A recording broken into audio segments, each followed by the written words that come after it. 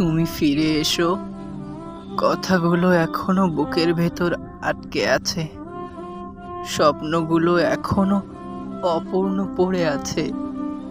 তুমি না থাকলে হাসির শব্দটাও চাপা পড়ে যায়, রাতগুলো অকারণে দীর্ঘ হয়ে যায়, দিনগুলো নিঃশব্দ অপেক্ষায় ছেয়ে যায়।